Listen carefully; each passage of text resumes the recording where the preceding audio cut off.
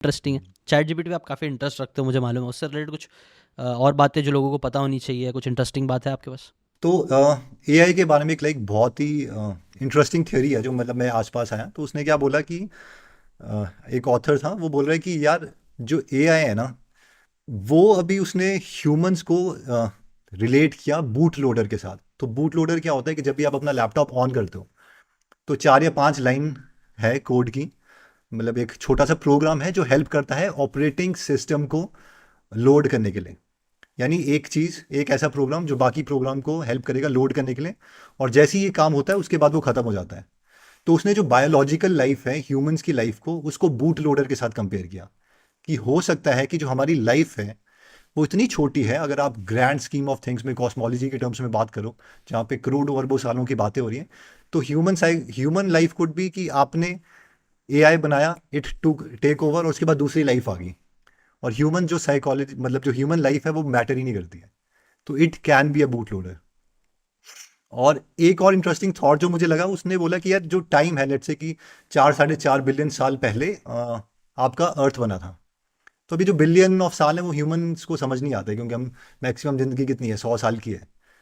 तो उसने एक आर्म लेंथ थियोरी दी, बहुत ही फेमस है। आर्म लेंथ मतलब कि आप गर्दन से लेके हाथ तक ये जो लेंथ है इसको मान लो वो सारा टाइम जो 4.5 बिलियन साल तक था, यानी जब अर्थ बना था। तो लेट्स से कि अगर यहाँ पे अर्थ बना तो यहाँ पे आसपास मून बना, तो हम कर क्या रहे हैं, हम उस टाइम को प्लॉट करने की कोशिश कर रहे हैं समझाने के लिए। तो यहाँ पे मून बना, यहाँ जैसे कहीं है बीच में, ये यूक्रियोटिक सेल है जिसने सिर्फ था कि उसका काम था सांस लेना और ऑक्सीजन देना। तो करोड़ों साल तक वो ऑक्सीजन देता रहा और वो इंक्रीज होती रही परसेंटेज। यहाँ पे पाम के आसपास जो था वो डायनासोर्स आए। फिर he talks about human life के जो आँख नाखून है, उंगली है उसमें जो नाखून है वो हमारी सारी नोन ह्यूमन हिस्ट्री है।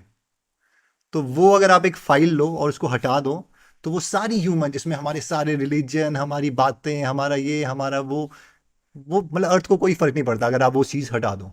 तो जो ह्यूमन लाइफ है वो इतनी छोटी है and that like opens your mind की वो काफ़ी जगह ये जो थिंकिंग मॉडल है बहुत काम आता है कि हम जो चेज कर रहे हैं या कोई भी चीज़ मान रहे हैं लाइक वो कितनी ज़्यादा ट्रू है, या फिर मतलब बहुत चीज़ें लाइक आप किसी की भी थ्योरी पे क्वेश्चन करने लग जाते हो क्योंकि एक इंटेलिजेंट माइंड का मतलब है कि you are not blocking your mind be anything, यार यू स्टार्ट क्वेश्चनिंग एवरीथिंग। तो you start questioning everything when you actually hear about it. यार ह्यूमंस तो अभी आए हैं तो तू क्या बोल रहा है, मैं क्या बोल रहा हूँ, मतलब you will start actually creating that thing. तो ये मतलब दो थ्योरी थी, एक मुझे अच्छी लगी। और there was one more theory. आपने पूछा था क्वेश्चन कि what is the purpose of life. तो उस मुझे इससे एक्चुअली याद आ रहा था when I was in 10th और समथिंग। तो क्या हुआ कि मेरे जो डैड थे वहाँ पे शिमला में बुक्स की वो चलती है एग्जीबिशन वगैरह। तो वो एक बुक लेके आए विच वॉज अराउंड 500 रुपये की थी वो।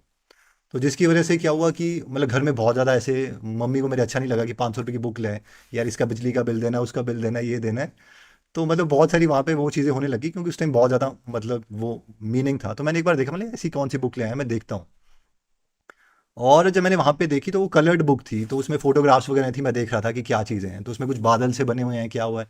मैंने देखा, मैंने पापा से पूछा मतलब ये क्या चीज़ है, तो उन्होंने बोले जो हबल टेलीस्कोप है उसने जो यूनिवर्स की है वो लाइक पिक्चर्स ली हैं, ये गैलेक्सी है, ये नेबुला है एंड सो ऑन।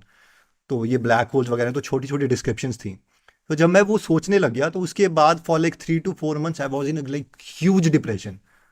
तो मतलब मैं पता नहीं इतना डीप चला गया उसके अंदर, सोच सोच के आई एम क्राइंग और पता नहीं क्या क्या हो रहा है, क्योंकि I started asking those question कि पर्पस क्या है लाइफ का, मीनिंग क्या है, वो क्या है। तो इवेंचुअली मतलब मेरा अभी जो एट मतलब राइट नाउ हो सकता है मेरी जो थ्योरी है वो फाइनली चेंज हो जाए, बट अभी मेरी ऐसी थ्योरी है कि यार आई डोंट थिंक कि देर इज़ एनी पर्पस। कि जितना ज़्यादा आप कॉस्मोलॉजी को पढ़ो उतना ज़्यादा आपको लगता है कि कोई पर्पस नहीं है। तो काफ़ी, मैंने एक पॉडकास्ट है सर रॉजर पेनरोज का जो कि नोबल लॉरिएट है। तो उनकी अपनी थ्योरी है कि बिग बैंग से पहले बहुत सारे बिग बैंग्स थे, उनको ईऑन बोल रहे हैं वो। तो उनकी जब आप और ज़्यादा सुनते हो ना, मतलब जितने भी बहुत ज़्यादा वो पढ़े लिखे और अच्छे लॉजिकल लोग हैं like they, I don't think they think कि there is any purpose of life, meaning exist सिर्फ ह्यूमैनिटी में। अभी आप यहाँ पे श्री हरिकोटा जाओ, एक रॉकेट में बैठो, 8.5 मिनट लगेंगे आपको ऊपर पहुँचने के लिए। और वहाँ पे आप एक गर्दन घुमा दोगे जैसे आप ग्रेविटी को तोड़ोगे तो आप बोलोगे ये कुछ और ही गेम चल रही है भाई। यहाँ पे तो मैं मतलब कुछ और चीज़ें गेम खेल रहा हूँ, लाल फरारी चाहिए, ये चाहिए।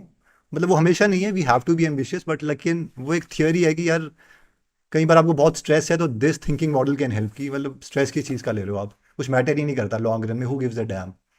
तो बेइज्जती हो गई, कुछ हो गया, तो आई थिंक पता नहीं कितना ज़्यादा राइट। ये फ्रूटफुल सब है। क्वेश्चंस तो ये सब क्वेश्चन है ना भाई, मुझे भी मतलब परेशान किए हैं। ऐसा नहीं, एक होता है ना एग्जिस्टेंशियल क्राइसिस आता है कि हम एग्जिस्ट ही क्यों करते हाँ, हैं, सबके लाइफ में एक एग्जैक्टली। बार आता है। हाँ। मुझे भी ना ये चीज़ ने घबराहट दे हम्म, दी थी कि यार, मैं कई बार अपने आप से ये भी क्वेश्चन मुझे भी। पूछता था आईने में देख के कि मैं ही क्यों, मैं कोई और क्यों नहीं हूँ।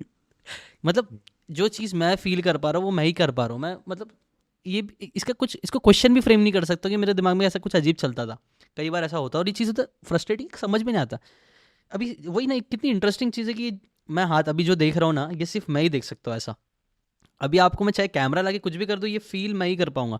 ये भी कुछ इंटरेस्टिंग सी चीज़ है। इसको लोग इसको इससे मैं लिंक जो सबसे मतलब कनेक्टेड लगी एग्जिस्टेंशियल क्राइसिस को ही इसको मतलब लोग डिफाइन करता है, आई डोंट नो। बट ये ऐसे ऐसे क्वेश्चंस आते हैं कई बार।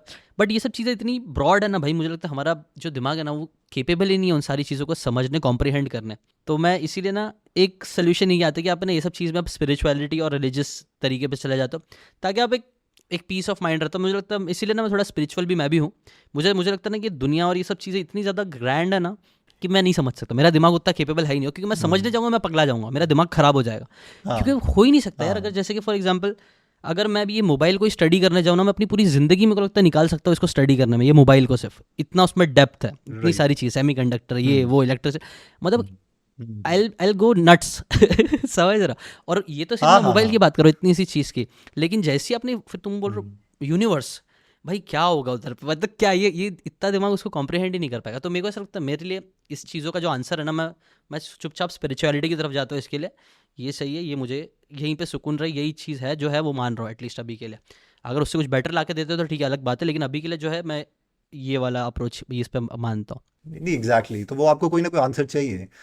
जो स्पिरिचुअलिटी है वो उस चीज़ का आंसर करने की कोशिश करती है, but back of the mind मैं भी सोच रहा हूँ यार, they even they don't know the answer. ये रियलिटी है कि हमें नहीं पता है। मतलब हाँ, वो है, मतलब अलग अलग थ्योरीज आपकी देंगी।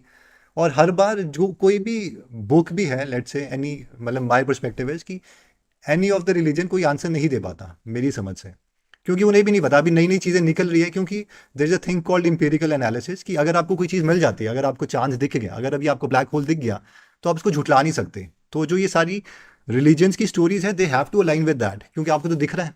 आपको, अगर आप जेम्स वेब टेलीस्कोप में आप कोई चीज़ देख रहे हो, तो एटलीस्ट आपकी थ्योरी को वो कवर करना पड़ेगा।